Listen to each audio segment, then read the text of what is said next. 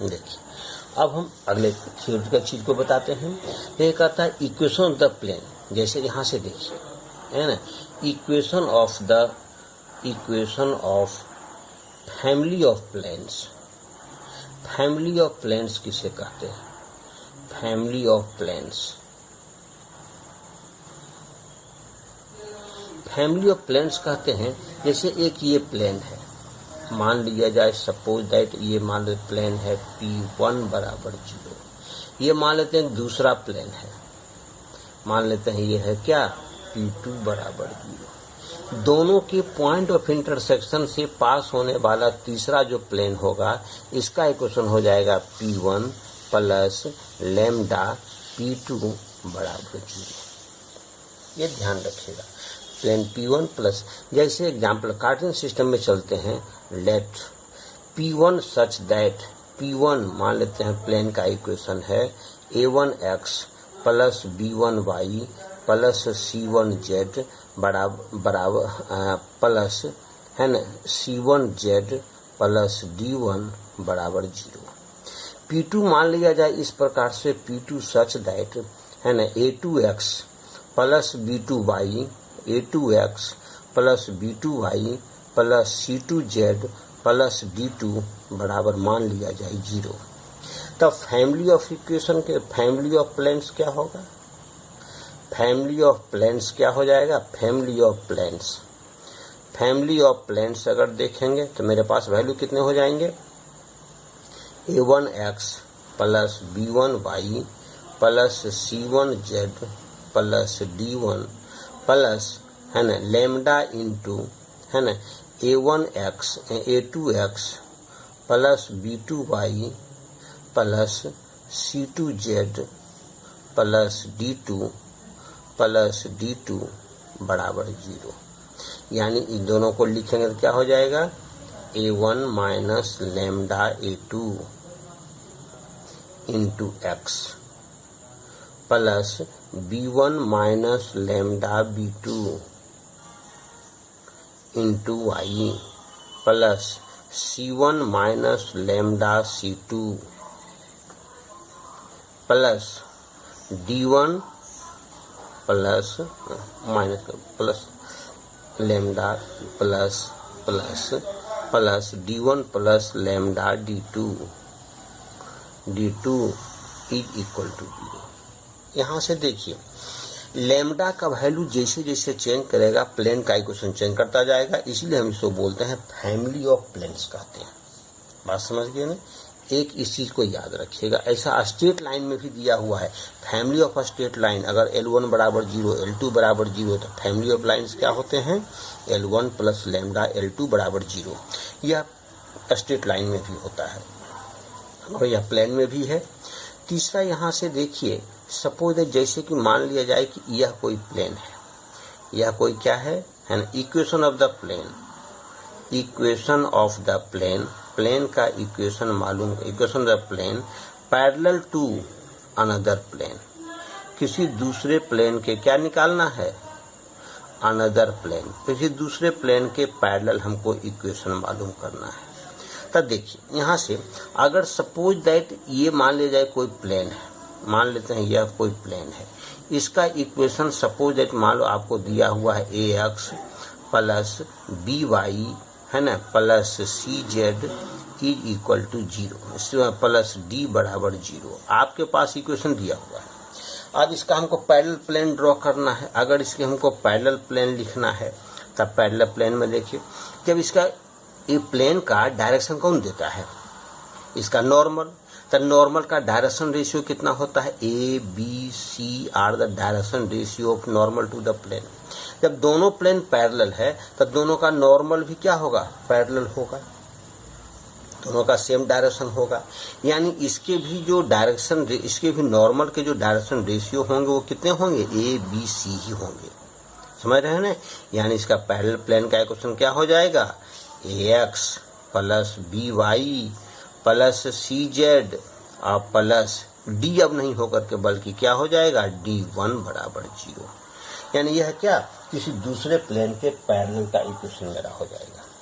देखिए family of planes का equation हमने केवल कार्टेशियन सिस्टम में लिखा है, मैं ये वेक्टर फॉर्म में नहीं लिखा है। आप इसी फॉर्म में याद रखेंगे, कोई दिक्कत की बात नहीं है। यहाँ पर भी इसी प्रकार से आप याद रखते जाएंगे कि किस तरह से हम फैमिली ऑफ ये इक्वेशन ऑफ द प्लेन किस प्रकार से हम मालूम करते हैं। बात समझ गए इस बात को, यानी एक प्लेन दिया हो या दूसरे प्लेन का किस प्रकार से हम मालूम करते हैं। अब यहाँ से देखिए आता है एक और चीज है, इधर से देखते हैं। जैसे क्या होता है, angle between line and plane. क्या होता है, angle between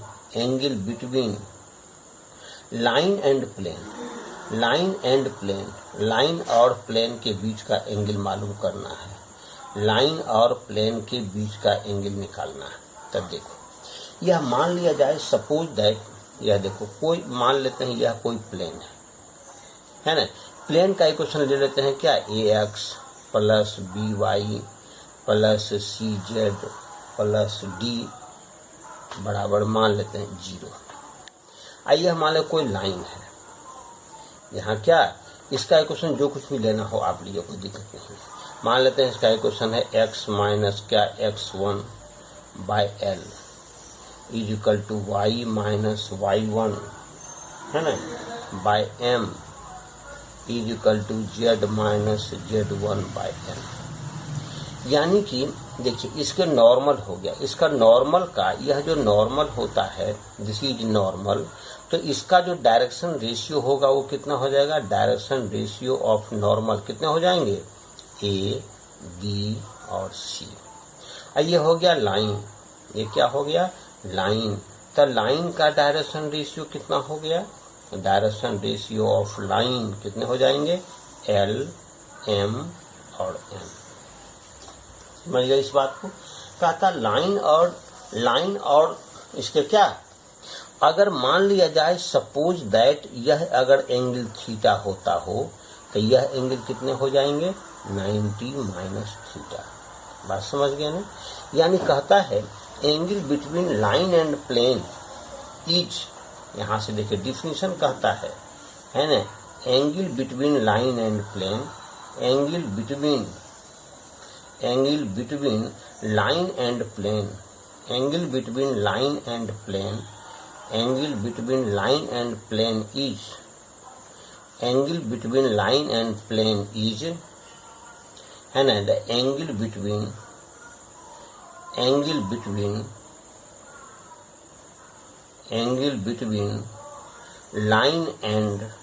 line and normal to the plane, and normal to the plane,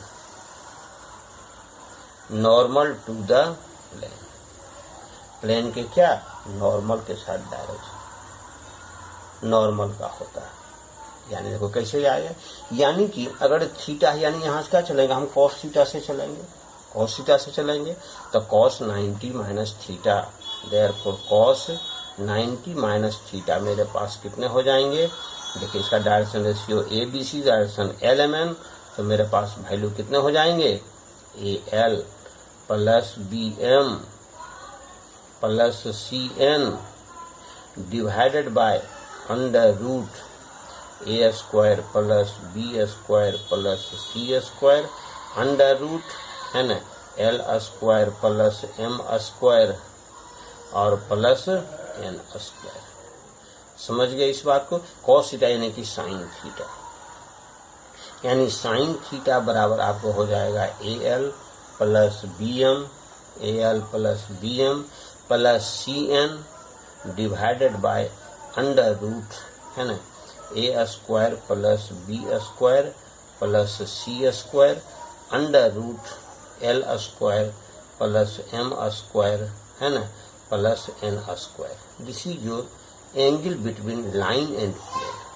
अगर इसको हम वेक्टर फॉर्म में अगर हम कंसीडर करते हैं, सपोज दैट अगर हम लेते हैं वेक्टर फॉर्म में, अगर वेक्टर फॉर्म में इस लाइन की इक्वेशन को अगर लेते हैं vector r is equal to vector a plus lambda into vector b, अगर हम कंसीडर करते हैं तो, और प्लेन का इक्वेशन हम मान लेते हैं, प्लेन का इक्वेशन सपोज अगर हम लेते हैं वेक्टर आर है ना डॉट वेक्टर एन बराबर मान लिया जाए डी, सपोज कंसीडर करते हैं। तो यहां से कहता है क्या, इसके नॉर्मल, देखिए यह लाइन क्या है, बी के पैरेलल है, माने ए वेक्टर पास करके बी वेक्टर के पैरेलल है, और यह प्लेन क्या है, एन वेक्टर के नॉर्मल है। तो नॉर्मल और लाइन के बीच का जो एंगल होगा वो होगा नॉर्मल लाइन के बीच का एंगल कहलाता है ना, नॉर्मल और लाइन के बीच का एंगल, तो that is the angle between their line and plane, यानी कि साइन थीटा, देयरफॉर यहाँ से क्या था, cos 90 में, यानी n डॉट बी हम मालूम करेंगे, n vector dot B vector हम मालूम करेंगे, बराबर हो जाएगा मैग्नीट्यूड ऑफ n, है ना, मैग्नीट्यूड ऑफ बी और cos 90 minus theta, cos 90 minus theta, यानी कि cos 90 माइनस थीटा, यानी cos 90 माइनस थीटा बराबर हो जाएगा n dot B, n dot vector B divided by modulus of n into modulus of B. This is ये देखिए यहाँ साइन थीटा बराबर मेरे पास हो जाएगा साइन थीटा बराबर n dot B, n vector dot B vector divided by magnitude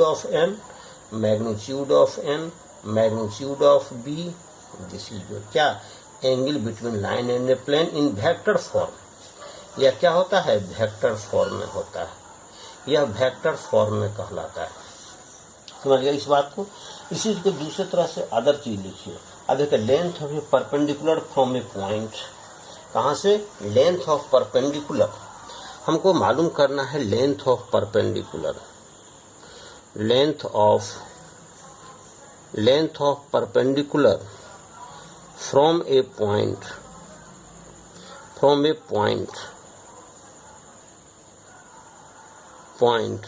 to a line, to a plane देखिए नॉर्मल फॉर्म हम ऐसे हम देखिए काम करते हैं, ऐसा चीज को हम क्या टू डायमेंशनल कोऑर्डिनेट ज्योमेट्री में भी हमेशा काम कर चुके हैं कि किसी पॉइंट से किसी स्ट्रेट लाइन पर परपेंडिकुलर डिस्टेंस कैसे मालूम करते हैं। तो देखिए यह अगर को मान लेते हैं, यह पॉइंट, सपोज दैट मान ले मेरा पॉइंट है x1, y1 और z1, यह मान लेते हैं आपका प्लेन है। प्लेन का इक्वेशन मान लेते हैं ax plus by plus cz plus d बराबर जीरो। तो यहाँ से परपेंडिकुलर डिस्टेंस अगर हमको मालूम करना है स्मॉल p, तब p किस प्रकार से मालूम करते हैं, p x1 y1 z1 को इसमें रखिए, तो लिखेंगे ax1 plus by1 plus cz1 plus d divided by under root a square plus b square और प्लस सी स्क्वायर, इसके परपेंडिकुलर डिस्टेंस होते हैं। इस सब चीज को आप जनरली फॉर्मूला के तौर पर ही केवल याद रखेंगे, विशेष से हमको कोई जरूरत विशेष नहीं होती है।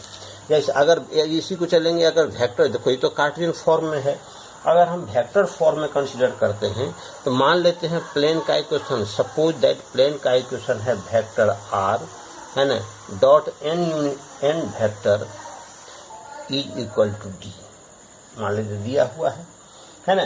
कोई पॉइंट, सपोज दैट मान लिया जाए कोई पॉइंट है, क्या पॉइंट का वेक्टर मान लेते हैं क्या, वेक्टर अल्फा, यह मान ले क्या p पॉइंट का मान लेते हैं वेक्टर दिया हुआ है, पोजीशन वेक्टर p पॉइंट का पोजीशन वेक्टर मान लो दिया हुआ है।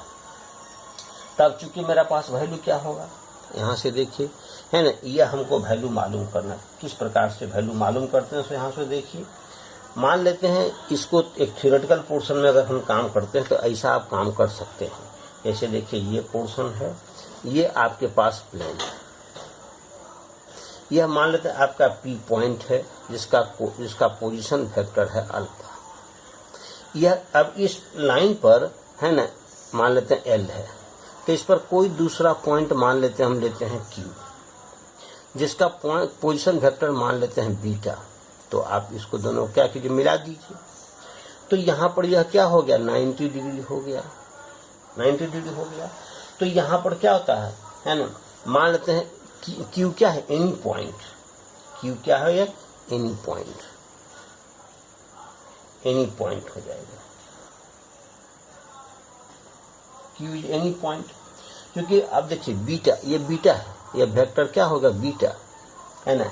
अब देखिए बीटा या तो n वेक्टर है, नॉर्मल है, या बीटा वेक्टर है। यहाँ क्या होता है क्यू भी ये पॉइंट इन प्लेन, मान लो प्लेन में ले लिया, तो क्या यहाँ लिखते, क्या लिखेंगे beta dot N vector, beta vector dot N vector is equal to क्या D.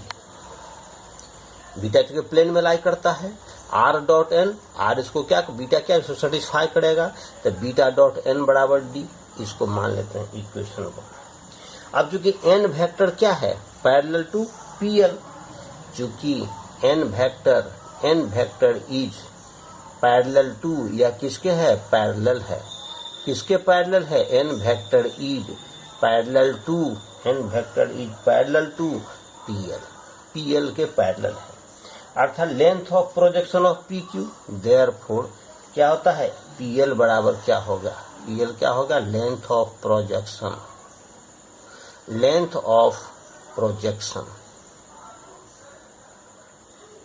Length of projection of P Q, length of projection of P Q on PL, P Q vector का length on PL vector, PL vector. तो कैसे मालूम करेंगे, equal to P Q dot PL, P Q vector dot PL, P Q dot PL का magnitude ले लेंगे divided by magnitude of PL, this is your क्या, अर्थात बराबर पी क्यू मेरा कितना होगा बीटा माइनस अल्फा, वेक्टर क्या बीटा माइनस अल्फा, है ना, vector beta minus alpha, PL क्या हो गया एन वेक्टर हो गया, है ना, divided by magnitude of N, divided by magnitude of N, this is your क्या, इसको भी आप ऐसे मान सकते हैं।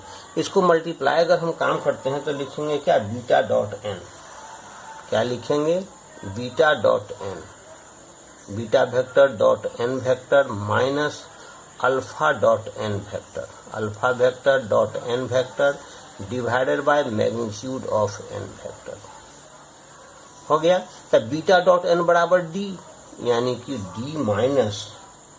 डी माइनस क्या होगा अल्फा वेक्टर, है ना, डॉट एन वेक्टर, इसका मैग्नीट्यूड ले लेंगे, यहां से भी इसकी मैग्नीट्यूड को ही हम लेते हैं divided by magnitude of N vector. आप दिस इज योर क्या फॉर्म, आप यहां से भी आप इस चीज को मालूम कर सकते हैं। आप दूसरा ले सकते हैं क्या distance between two parallel planes, क्या मालूम करेंगे distance between two parallel planes. यहां से देखिए क्या निकलेगा डिस्टेंस बिटवीन दो पैरेलल प्लेन्स, डिस्टेंस बिटवीन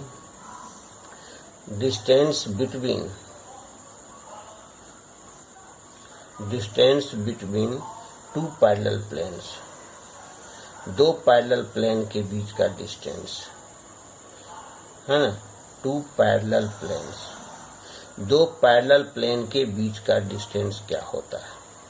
देखिए किस प्रकार से मालूम करते हैं, यहां से देखिए, मान लीजिए जैसे यहां से देखिए बहुत सिंपल वे में है कि दो पैरेलल प्लेन के बीच क्या डिस्टेंस होता है।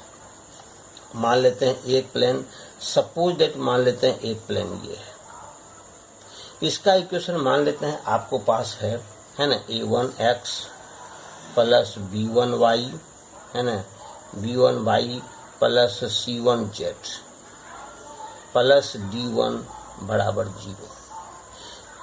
दूसरा मान लेते हैं पैरेलल प्लेन्स है, यह भी पैरेलल प्लेन्स है, पैरेलल प्लेन रहेगा तो a1 b1 c1 तो सभी समान होंगे, यानी a1x plus b1y plus c1z plus d2 बराबर 0। तब देखिए अगर थोड़ी देर के लिए मान लेते हैं लेट दिस इज क्या ओरिजिन को मान लिया जाए, कोऑर्डिनेट 0 0 0, तो अभी जस्ट हम बताए हैं किसी पॉइंट से, किसी गिवन पॉइंट से किसी गिवन प्लेन पर जो परपेंडिकुलर डिस्टेंस हम डालते हैं वह क्या लिखते हैं, किस प्रकार से कहाँ बताए हैं देखिए, है ना, एंगल बिटवीन टू प्लेन, किसी प्लेन से किसी पॉइंट से परपेंडिकुलर लेंथ और परपेंडिकुलर यहीं पर है, इस पॉइंट से क्या इस परपेंडिकुलर डिस्टेंस कैसे निकालते हैं, किस प्रकार से निकालते हैं? Length of perpendicular from a point to a given plane. यहाँ से देखिए ये जो ये यहाँ है वेक्टर फॉर्म, ये क्या है? Vector form. ये है कार्टेशियन फॉर्म, ये कार्टेशियन फॉर्म, ये वेक्टर फॉर्म। तो देखिए पी पॉइंट को क्या करते हैं, इस इक्वेशन में रख देते हैं, divided by A square B square plus C square. तो मेरे देखिए यहाँ से कितना ऑरिजिन है, ऑरिजिन से इस पॉइंट पर जो हम परपेंडिकुलर डालेंगे, मान लेते हैं let this is the point, O लेते हैं, मान लेते हैं यह पॉइंट है ओ ए। परपेंडिकुलर डालेंगे तो ओ ए का डिस्टेंस कितना हो जाएगा? ओ ए बराबर डिस्टेंस आपको देखो ऑरिजिन पुट करेंगे 0 0 0 यानी कि d1, यानी मेरा वैल्यू हो जाएगा d1 बाय अंडर रूट, है ना, a1 square plus a2 square plus a1 square plus b1 square, है ना, प्लस c1 स्क्वायर। इसी प्रकार से अगर ये डिस्टेंस अगर आगे की ओर बढ़ा दें तो यह जो पैरेलल प्लेन से है, मान लेते हैं यह b आ जाएगा। उसी प्रकार से OB क्या हो जाएगा? OB की वैल्यू को पुट करेंगे तो यह आपको आ जाएगा d2 बाय अंडर रूट, है ना, a2 square a1 square, a1 square यहाँ भी है, b1 स्क्वायर और प्लस c1 स्क्वायर। अब देखिए AB is the distance, AB बराबर आपके पास क्या हो जाएगा, है ना, OB minus OA, OB minus OA, नीचे दोनों समान है, यानी perpendicular distance between two parallel planes is equal to, है ना, d2 minus d1 divided by under root, है ना, a1 square plus b1 square plus c1 square. This is क्या? Perpendicular distance between two parallel planes, दो parallel planes के बीच का आपस का परपेंडिकुलर डिस्टेंस है। समझ रहे हैं? ये सारे चीजें आपको केवल 2 डायमेंशन कोऑर्डिनेट ज्योमेट्री में भी है, लेकिन उसमें केवल क्या दिया गया है कि मतलब उसमें ये समझिए ये तरह से दिया गया है कि वहाँ पर x और y केवल कोऑर्डिनेट है, यहाँ पर x y z कोऑर्डिनेट है। अब देखिए यहाँ से हम चलते हैं अगला क्या है ना, फॉर्मूला है ना, equation of the plane, equation of the plane passing through, equation of the plane passing through, equation of the plane कहाँ से पास करती है? Passing through a given point, passing through a given point. देखिए passing through a given points, एक given point से pass करती है, passing through a given point, एक गिवन पॉइंट से पास करती है और क्या करती है? And passing through given point and parallel to, and parallel to और पैरेलल है, and parallel to two given vectors, दो गिवन वेक्टर्स के क्या होता है? पैरेलल होता है, टू गिवन वेक्टर्स। यहां से देखिए सपोज दैट हम दो वेक्टर्स के आपस में क्या होते हैं? वो पैरेलल होता है। अगर मान लिया जाए, मान ले कहता है सपोज दैट कोई एक गिवन पॉइंट से पास करती है और दो वेक्टर्स के पैरेलल है, लेट प्लेन, है ना, passing through, let plane passing through pass करता है, let plane passing through a vector, passing through vector A से पास करती है एंड पैरेलल टू और पैरेलल है, and parallel to vector B and C, vector B and क्या? C के parallel है। या कंटेनिंग बी एंड सी, ये भी सोच सकते हैं, कंटेनिंग बी एंड सी लिख सकते हैं, ये भी कंटेनिंग कर सकते हैं, कोई दिक्कत की बात नहीं है। तब यहां से देखिए क्या लिखेंगे? लेट पी आर वेक्टर, मान लेते हैं पी कोई पॉइंट है तो आर वेक्टर है, be the position vector, P भी मैंने position vector, let P be the position vector of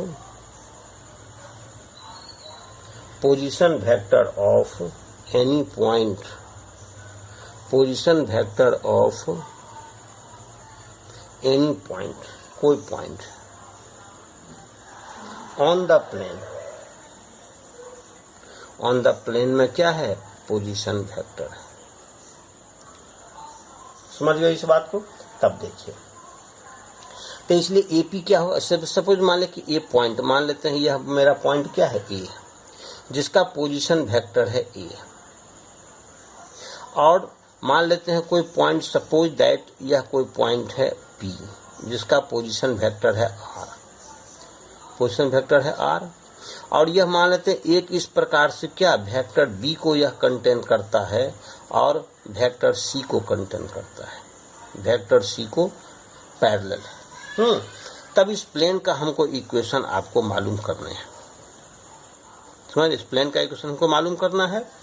तो ये मतलब मान लेते हैं, तो लेट चुके एपी वेक्टर बराबर क्या होता है, एपी वेक्टर बराबर क्या होता है, एपी वेक्टर इक्वल टू होता है वेक्टर आर, है ना, माइनस वेक्टर ए। ये हो गया। अब प्लेन का, since plane required parallel to vector B and C, चूंकि प्लेन है ना, रिक्वायर्ड प्लेन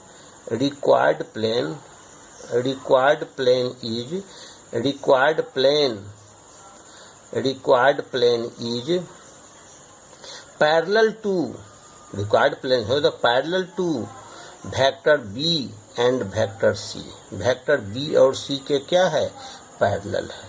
इसका मतलब क्या है ना, इसका मतलब क्या है, parallel to vector B and C, therefore B cross, therefore है ना, देयरफॉर है ना, बी क्रॉस सी, यानी प्लेन का नॉर्मल जो है B and the normal to the plane, therefore normal to the plane,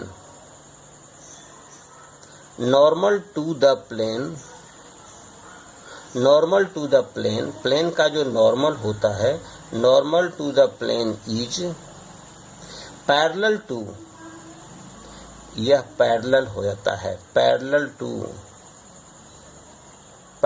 to vector B cross vector C. Normal क्या हो, इससे पैरेलल हो जाएगा, that is normal to the plane, that is ऐसा कह सकते हैं क्या, नॉर्मल टू द प्लेन का जो नॉर्मल होगा, normal to the plane is also normal to the plane is also perpendicular, कहाँ होता है perpendicular, vector B and C perpendicular to vector B and C, vector B पर भी perpendicular होगा और वेक्टर सी पर भी परपेंडिकुलर होगा एंड वेक्टर सी पर भी परपेंडिकुलर होगा। समझ गए इस बात को? यानी कि कह सकते हैं that is imply that B cross C, vector B cross C is perpendicular to, है ना, vector R minus vector A, vector R minus A के क्या हो जाता है, परपेंडिकुलर हो जाएगा, है ना। यानी कि इम्प्लाई दैट क्या लिखेंगे, R minus A vector R minus vector A dot, है ना, dot B cross C is क्या, इज इक्वल टू जीरो। अगर इसे मल्टीप्लाई करेंगे तो आप देखो क्या लिखेंगे, यानी इम्प्लाई दैट वेक्टर आर, है ना, dot B cross C vector B cross C is equal to A vector dot B cross C के मेरा वैल्यू के बराबर हो जाएगा। यानी कि दूसरे तरह से, यानी इस चीज को आप रिक्वायर्ड प्लेन को लिख सकते हैं। देखिए यहीं से आप चलिए सभी को लेकर के अगर हम चलेंगे, मान लिया जाए सभी को, अब इसको क्या है, इसका कार्टेशियन सिस्टम भी हम आपको अगले क्लास में डिक्टेट कर देंगे। कार्टेशियन सिस्टम क्या होता है ना, equation of the plane passing through a given point and parallel to the two given vectors का कार्टेशियन सिस्टम क्या होता है मैं आपको बता दूंगा।